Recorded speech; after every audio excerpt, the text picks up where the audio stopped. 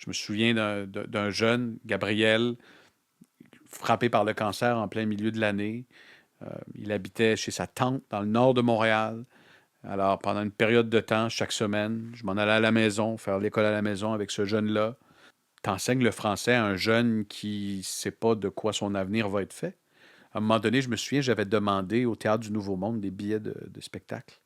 Puis j'avais dit, cette semaine, au lieu de faire un cours de français, on va aller voir une pièce de théâtre. Puis je vais t'amener manger. Fait qu'on était allé manger. J'étais allé à la pièce de théâtre.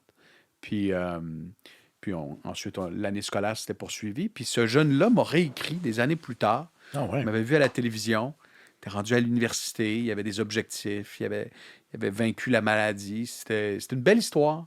Ben oui.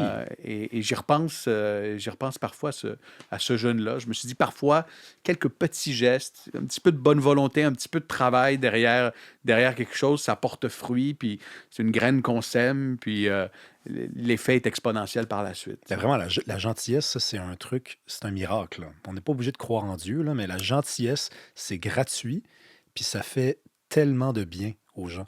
Puis des fois, les gens, ils en rencontrent pas de gentillesse dans leur Ouais, journée, puis toi, tu es la seule personne qui leur ouais. en donne. Toi, ici, est impersonnel, n'importe qui peut être gentil, et ça change complètement la journée de quelqu'un. Puis ça peut changer sa vie aussi, là.